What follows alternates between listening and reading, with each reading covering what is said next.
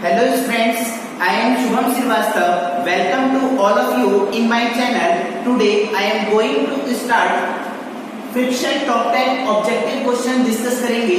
आज हम यहाँ से देखिएगा तो सबसे पहला क्वेश्चन स्टार्ट करते हैं। हमारे पास पहला क्वेश्चन क्या कह रहा है? पहला क्वेश्चन ये कह रहा है which is suitable method to decrease the friction. Friction को अर्थात घर्षण को कम करने के लिए कौन से मेथड यूज करे जाते हैं? एक हमने आपको जब हमने पढ़ाया था लुब्रिकेशन मेथड क्या होता है, जिसे हम बोलते हैं स्नेहन बोलते हैं। स्नेहन से हम क्या कर देते हैं, फ्रिक्शन को क्या कर सकते हैं, रेड्यूस कर सकते हैं। आपकी पॉलिशिंग करी जाती है फ्रिक्शन को रेड्यूस करने के लिए। बॉल बियरिंग जो होते हैं आपने इस तरीके की शेप देखी होगी, जो हमारे पास ये जो होती है जिसमें पॉइंट कांटेक्ट होता है, ये क्या होती है हमारे पास स्टील बॉल्स होती है। यहाँ पर भी हम क्या करते हैं, बॉल बियरिंग का किस लिए यूज करते हैं, फ्रिक्शन को रेड्यूस करने के लिए। तो यहाँ पर ऑप्शन कौन सा हो जाएगा आपके पास? चारों ऑप्शन, तीनों ऑप्शन सही है ये वाले, यानी कि चौथा ऑप्शन इसमें क्या हो जाएगा आपका सही हो जाएगा। नेक्स्ट हम कह रहे हैं कि which of the following statement about friction is true। तो फ्रिक्शन के रिगार्डिंग हमारे पास कौन सा इसमें ऑप्शन जो है वो सही है। सबसे पहला ऑप्शन देखते हैं कि friction force can accelerate a body. Accelerate करने का मतलब क्या है? अगर मैं किसी ऑब्जेक्ट पर ऐसे फोर्स लगाऊंगा तो फ्रिक्शन फोर्स कहां लगेगा, पीछे की डायरेक्शन। तो मैंने फोर्स को इस डायरेक्शन में लगाया तो मेरा एक्सेलरेशन इस डायरेक्शन में है। तो आपके पास फ्रिक्शन फोर्स क्या करेगा, इस बॉडी को क्या करने करेगा, इसका मोशन का अपोज करेगा, मतलब क्या करेगा, डीएक्सेलरेट करेगा। यानी कि पहला ऑप्शन तो सही नहीं है। दूसरा देखते हैं friction force is proportional to the area of the contact between two surface. Friction force का जो हमारे पास मैग्नीट्यूड होता है वो क्या होता है, म्यू इनटू एन। मैंने आपको बताया था कि फ्रिक्शन फोर्स जो है वो आपका एरिया ऑफ द कांटेक्ट पर डिपेंड नहीं करता, ये डिपेंड करता है कि आपका नेचर ऑफ द सरफेस कैसा है, यानी कि ये कैसा है, चिकना सरफेस है, स्मूथ सरफेस है या रफ सरफेस है। यानी कि हमारे पास बी ऑप्शन भी सही नहीं है। Sliding friction is greater than rolling friction. सुनिएगा ध्यान से, स्लाइडिंग फ्रिक्शन जब मेरे पास ऑब्जेक्ट जो है वो सरफेस कांटेक्ट में होता है तो मेरे पास कौन सा फ्रिक्शन लगता है भाई, स्लाइडिंग फ्रिक्शन। जब मेरे पास ऑब्जेक्ट जो है वो कैसा हो, पॉइंट कांटेक्ट पर होगा तो फ्रिक्शन क्या लगेगा, मेरे पास कम लगेगा। तो यानी कि तीसरा स्टेटमेंट क्या है, आपको पता है यहाँ पर कैसा सरफेस कांटेक्ट और यहाँ पर कैसा है आपका पॉइंट कांटेक्ट। तो यानी कि स्लाइडिंग फ्रिक्शन कहाँ लगेगा, यहाँ पर ज्यादा लगेगा। और यानी कि तीसरा स्टेटमेंट मेरा सही है। चौथा स्टेटमेंट और देख लेते हैं कि friction force can be reduce to zero. Friction force को हम रेड्यूस कर, जहां पर भी आपका फ्रिक्शन फोर्स प्रेजेंट हो वहां पर हम फ्रिक्शन को मतलब जीरो तो नहीं कर सकते उसको। फ्रिक्शन को हम इन का यूज करके, पॉलिशिंग का यूज करके, लुब्रिकेशन का यूज करके, बॉल बियरिंग का यूज करके उसके फ्रिक्शन को रेड्यूस तो कर सकते हैं पर हम उसको बिल्कुल जीरो नहीं कर सकते। आगे डिस्कस करते हैं third question, find the limiting friction between the mass and surface. ये कोई आपका ब्लॉक है, ये क्या है, इस पर कोएफिशिएंट ऑफ फ्रिक्शन आपका दिया हुआ है म्यू, और इस मुझे बताना है लिमिटिंग फ्रिक्शन की वैल्यू बताना है, ठीक है। तो यहाँ पर एक सबसे पहले फोर्स लग रहा है जिसका वो कितने इंक्लिनेशन पर है, 30 डिग्री हॉरिजॉन्टल। अब सबसे पहले मैं क्या करता हूँ, इसको क्या करता हूँ कंपोनेंट में ब्रेक करूंगा तो ये हो जाएगा आपका f cos 30 और ये वाला कंपोनेंट कितना हो जाएगा आपके पास f sin 30। हमें वैल्यू किसकी चाहिए, लिमिटिंग फ्रिक्शन की चाहिए।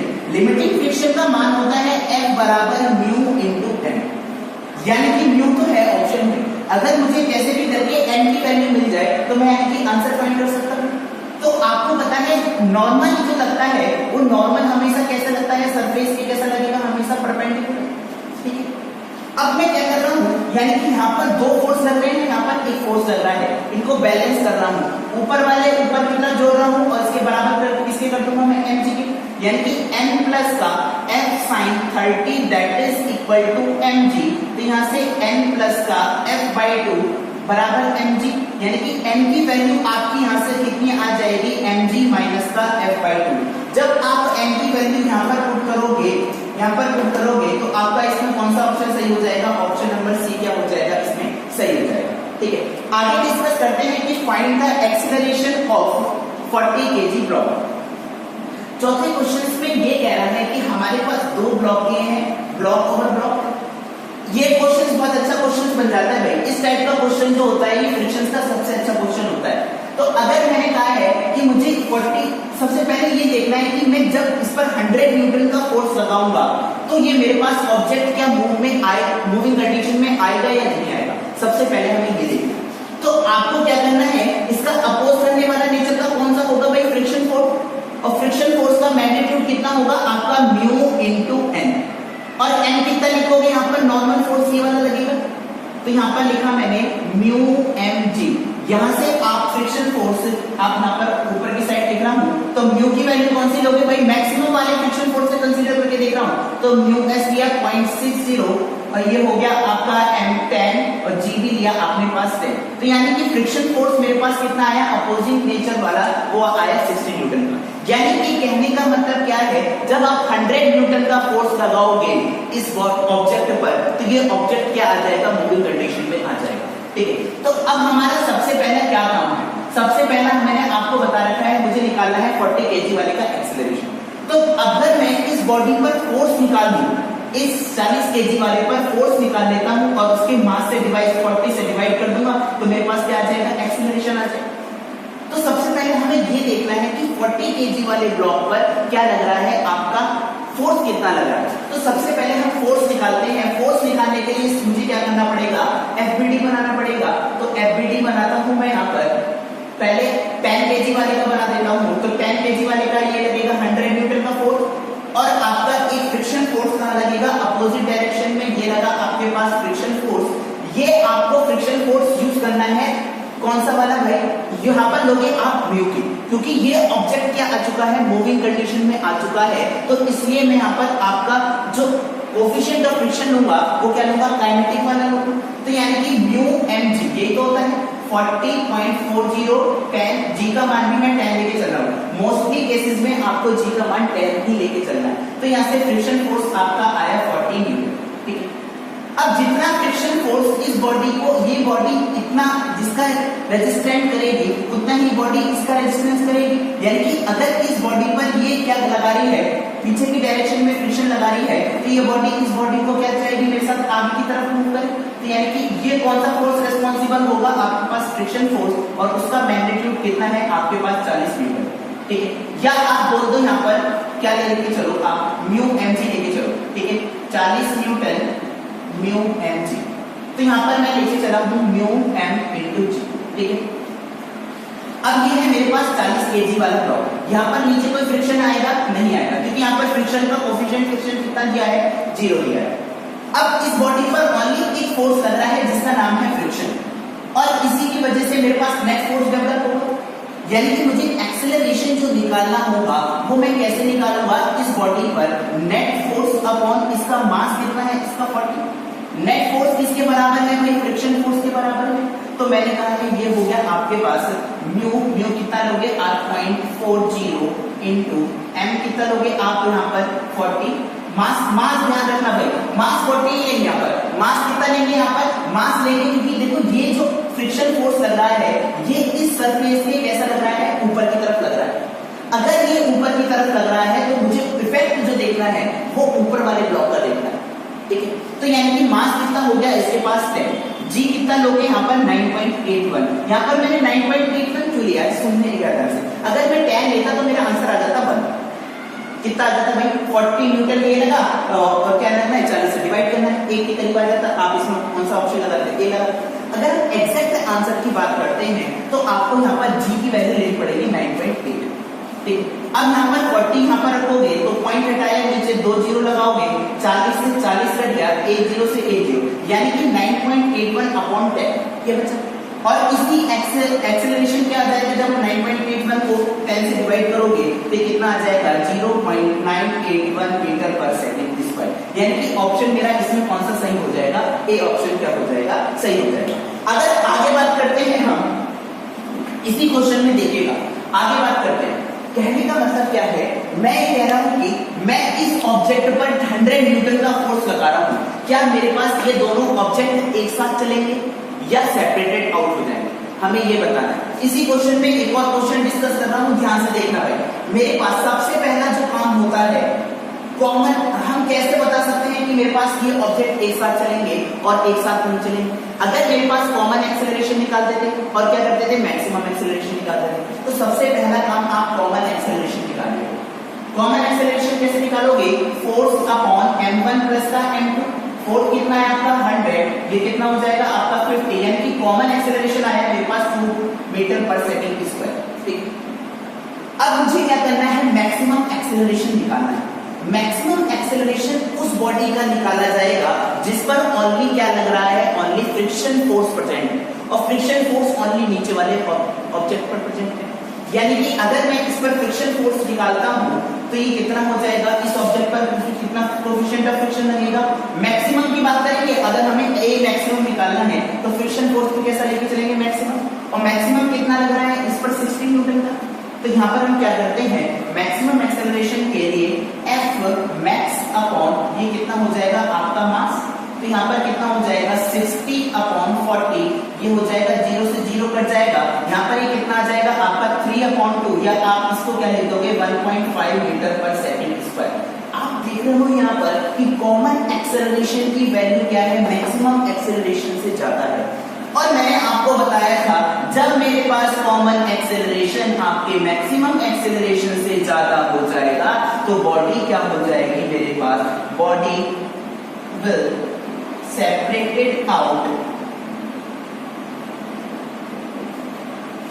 Each other. आगे स्टार्ट करते हैं क्वेश्चन नंबर 5। ये कह रहा है find the maximum force so that block move together. मुझे इस फोर्स का मैक्सिमम मैग्नीट्यूड बताना है जिससे मेरे पास ये दोनों ब्लॉक क्या करे, एक साथ मूव करें।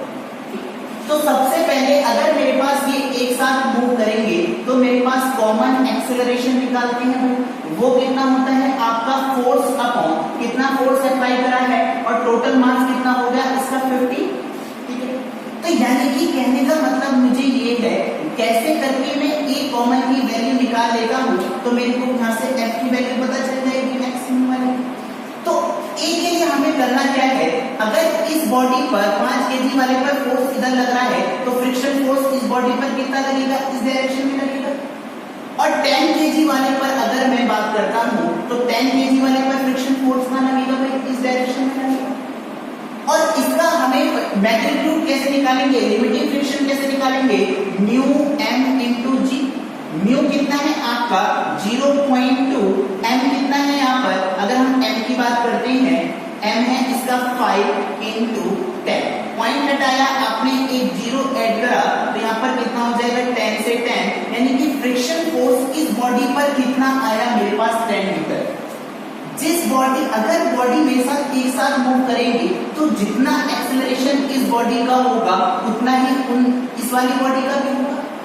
यहाँ पर अगर मैं एक्सेलरेशन निकालता हूँ तो कैसे निकालेंगे, हमें फोर्स पता चल गया है, मास पता है, तो एक्सेलरेशन कितना आ जाएगा भाई, बोलो कितना आ जाएगा भाई, ए कितना आ जाएगा आपका 10 फोर्स अपॉन मास कितना आ गया 1 मीटर पर सेकंड स्क्वायर, ये आ गया आपके पास कॉमन एक्सेलरेशन।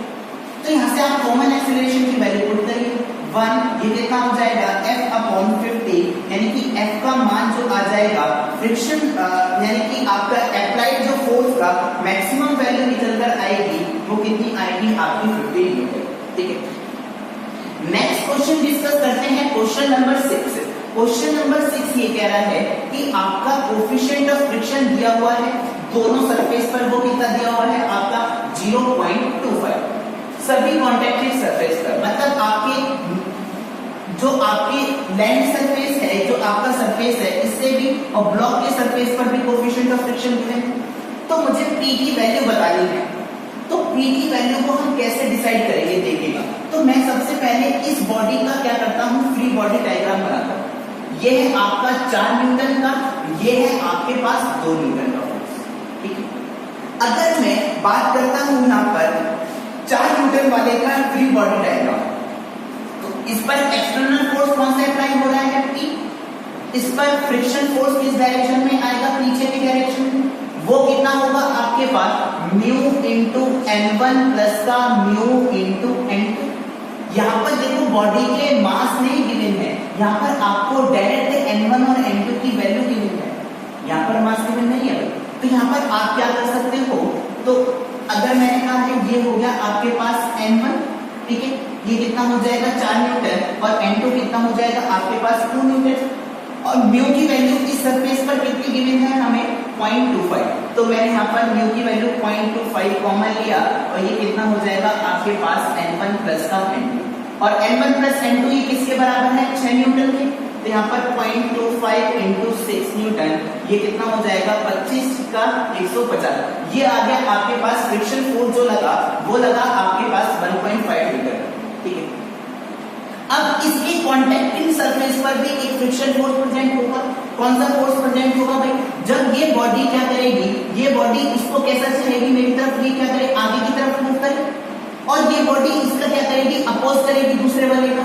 अगर ये बॉडी इसका अपोज करेगी तो फ्रिक्शन फोर्स किस डायरेक्शन में लगेगा भाई, पीछे की डायरेक्शन में, और वो कितना होगा आपके पास म्यू इंटू n2 के बराबर, ये हो जाएगा F1, इसे मान लो F2। तो यहाँ से आप देखो म्यू इस सरफेस पर भी मुझे कितना है 0.25 न्यूटन है, और n2 की वैल्यू कितनी है आपकी 2 न्यूटन, ये कितना हो गया आपके पास 0.5। यानी कि कहने का मतलब क्या है, 4 न्यूटन वाले पर जो फोर्स प्रेजेंट आया वो आया 0.5 न्यूटन, और ये कितना आया 1.5 न्यूटन। P की वैल्यू बतानी है, इजीली आप इक्विलिब्रियम इक्वेशंस लगा दो भाई, तो P की वैल्यू यहाँ से कितनी हो जाएगी, इन दोनों को जोड़ के किसके बराबर कर दो, P के बराबर कर दो। यानी कि P की वैल्यू मेरे पास ऑप्शन नंबर इसमें कौन सा सही हो जाएगा, ऑप्शन नंबर इसमें क्या हो जाएगा, ए ऑप्शन क्या हो जाएगा, सही हो जाएगा। ठीक है, नेक्स्ट क्वेश्चन डिस्कस करते हैं। नीचे की साइड लिखा हुआ है, देखिएगा ध्यान से कि 7th क्वेश्चन जो है वो आपका क्या कह रहा है। 7th क्वेश्चन ये कह रहा है कि find the relation between mu S mu के एंड म्यू आर। सबसे पहले आपको ये पता होना चाहिए भाई म्यू एस म्यू के है क्या, पता है या नहीं पता है भाई, बोलो। ये क्या है, म्यू एस क्या रिप्रेजेंट करता है स्लाइडिंग को, के क्या रिप्रेजेंट करता है काइनेटिक कोएफिशिएंट ऑफ फ्रिक्शन को, और आर क्या रिप्रेजेंट करता है यहाँ पर रोलिंग फ्रिक्शन को, ये तो रिप्रेजेंट करता है। हमने जब ग्राफ प्लॉट करके दिखाया था, जब हमने ग्राफ प्लॉट करा था अप्लाइड फोर्स और फ्रिक्शन फोर्स के में, तो हमारे पास ग्राफ कुछ ऐसे करके आया था, और म्यू एस की क्या वैल्यू होती थी यहाँ पर ज्यादा होती थी किससे, म्यू के से, ये होता था आपके पास काइनेटिक का। तो यानी कि मेरे पास एक ऑप्शन आएगा इसमें म्यू एस की वैल्यू ज्यादा होगी किससे, म्यू के। तो देखो भाई इसमें कौन सा वैल्यू ऐसी है, तो म्यू एस की वैल्यू आपकी ज्यादा है म्यू के से, म्यू एस की वैल्यू ज्यादा है भाई म्यू के से, यानी कि मेरे पास ऑप्शन नंबर डी क्या हो जाएगा, सही हो जाएगा। और कोई कंफ्यूजन वाला है ही नहीं, तो रोलिंग फ्रिक्शन भी क्या होता है मेरे पास सबसे कम जो लगता है वो आपका रोलिंग फ्रिक्शन लगता है, क्योंकि इस पे क्या होता है स्लाइडिंग फ्रिक्शन तब लगता है जब मेरे पास बॉडी क्या होती है सरफेस कांटेक्ट में होगी, काइनेटिक फ्रिक्शन तब लगेगा जब बॉडी क्या होगी मोशन में होगी, रोलिंग फ्रिक्शन तब लगेगा मेरे पास जब कोई दो ऑब्जेक्ट के बीच में कैसा हो पॉइंट कांटेक्ट होगा, तब म्यू के क्या होगा मेरे पास सबसे लीस्ट होगा। तो मेरे पास तो इसमें कौन सा ऑप्शन हो जाएगा, इसमें ऑप्शन नंबर डी क्या हो जाएगा आपका सही हो जाएगा। आगे स्टार्ट करते हैं क्वेश्चन नंबर 8। ये कह रहा है 1 kg block placed in a truck. एक ट्रक है आपका, ठीक है, इस पर क्या करा जा रहा है, 1 kg वाले ब्लॉक को क्या कर दिया जा रहा है, इसके अंदर प्लेस करा जा रहा है हॉरिजॉन्टल सरफेस। ये कह रहा है acceleration of a truck, acceleration जो है वो ट्रक का कितना है 5 मीटर पर सेकंड स्क्वायर, ये है भाई, ठीक है। ये कह रहा है find the value of the friction force on the block. इस पर मुझे क्या बताना है, फ्रिक्शन फोर्स बताना है आपका, ठीक है।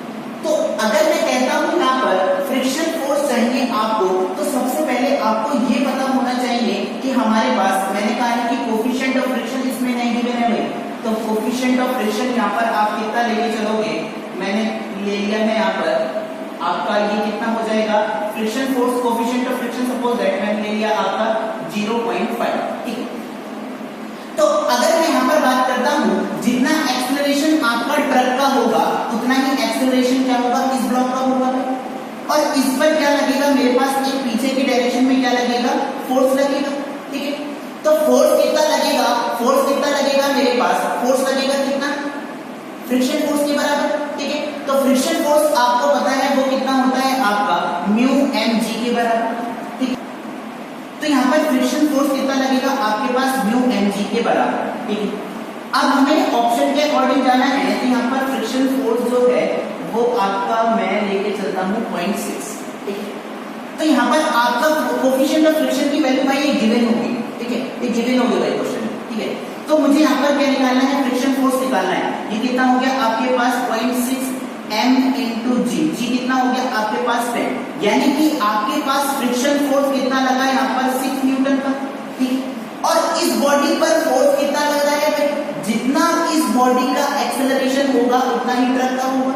तो यहाँ पर फोर्स कितना लगेगा, एक्सेलरेशन पता है भाई, यहाँ पर फोर्स निकालो, F बराबर m इंटू a, m कितना है 1 और एक्सेलरेशन कितना है 5, यानी कि अप्लाइड जो फोर्स हो रहा है वो हो रहा है इस पर 5 न्यूटन का और फ्रिक्शन फोर्स कितना लग रहा है आपका 6 न्यूटन का, यानी कि ये ऑब्जेक्ट मेरे पास क्या आएगा, मूविंग कंडीशन में नहीं आएगा, क्योंकि अपोजिट नेचर वाला क्या है फोर्स ज्यादा 6 न्यूटन का। तो आपको पता है ये बॉडी मेरे पास रेस्ट में कब रहेगी, तो ये क्या है मेरे पास म्यू एस की वैल्यू मेरे पास क्या होती है, चेंज करती है। तो यानी कि आप इसमें ऑप्शन में कौन सा लगाओगे, इस पर आप फ्रिक्शन फोर्स लगाओगे, कौन सा वाला, जो आपके पास अप्लाइड फोर्स के बराबर है क्या होगा, इस पर फ्रिक्शन फोर्स लगेगा, तभी तो मेरे पास 1 kg वाला ब्लॉक क्या रहेगा, रेस्ट कंडीशन में रहेगा।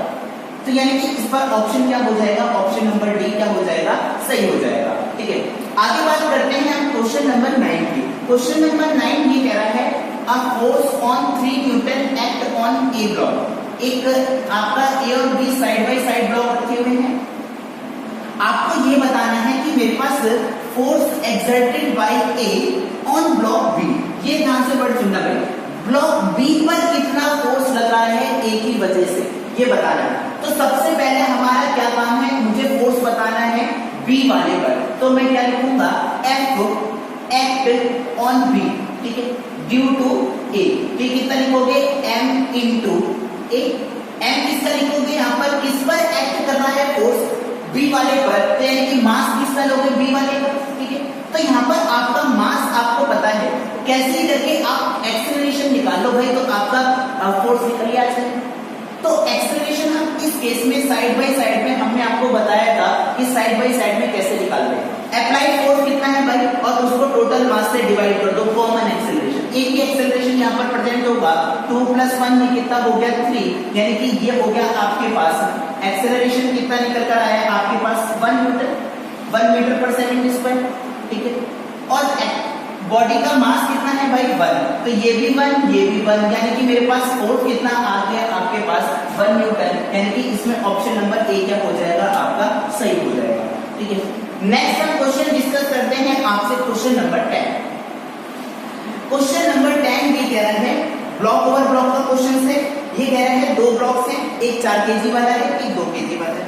4 kg वाले पर क्या करा जा रहा है, फिर अप्लाइड फोर्स क्या है 12 न्यूटन का, ठीक है, 4 kg वाले। अब मैं कहूंगा कि इस पर फ्रिक्शन फोर्स अपोजिट नेचर का होगा, कौन सा होगा भाई, तो पीछे की डायरेक्शन में लगेगा, और उसका मान किससे लिखोगे, ये तो लिखोगे म्यू, आप बाहर लोगे तो m1g, n बराबर क्या होता है, नॉर्मल फोर्स किससे बैलेंस होता है, बोलो भाई, वेट से बैलेंस होगा, ये हो गया आपके पास m2 × g, ठीक है। म्यू की वैल्यू आपको गिवन है भाई, कितनी है 0.3, जी की वैल्यू आप कॉमन ले लो 10, ये कितना हो गया 4 और 2 6, m1 + m2 कितना हो जाएगा 6, ठीक है। तो यानी कि आप देखो यहाँ पर अगर मैं पॉइंट हटाऊंगा, एक 0 लगाया, ये फ्रिक्शन फोर्स आ गया भाई 80 न्यूटन, यानी कि कहने का मतलब क्या है, आपने फोर्स लगाया है 12 न्यूटन और फ्रिक्शन फोर्स अपोजिट नेचर का है यहाँ पर 18 न्यूटन का, पर ये फ्रिक्शन फोर्स पूछ रहा है भाई ए और बी के बीच में कितना लगेगा, मतलब यहाँ पर फ्रिक्शन फोर्स कितना लगेगा ये पूछ रहा है। अच्छा सोचना कि अगर मेरे पास ये फ्रिक्शन फोर्स क्या कर रहा है, इस अप्लाइड वाले को क्या कर ले रहा है, पहले से ही बैलेंस कर ले रहा है, तो इस पर कोई फ्रिक्शन फोर्स आएगा नहीं आएगा, यानी कि ए और बी के सरफेस पर, ए और बी के कॉन्टैक्टिंग सरफेस पर मेरे पास फ्रिक्शन फोर्स की वैल्यू क्या हो जाएगी, यहाँ पर फ्रिक्शन फोर्स की वैल्यू कितनी हो जाएगी भाई 0, यानी कि इसमें ऑप्शन नंबर इसमें क्या हो जाएगा, ऑप्शन नंबर इसमें क्या हो जाएगा, ए क्या हो जाएगा, सही हो जाएगा। अगर आपको हमने 10 क्वेश्चन डिस्कस करे हैं, आपको अच्छा लगा वो वीडियो, तो प्लीज वीडियो को लाइक करें और चैनल को सब्सक्राइब करना ना भूलें। Okay, thank you so much for watching.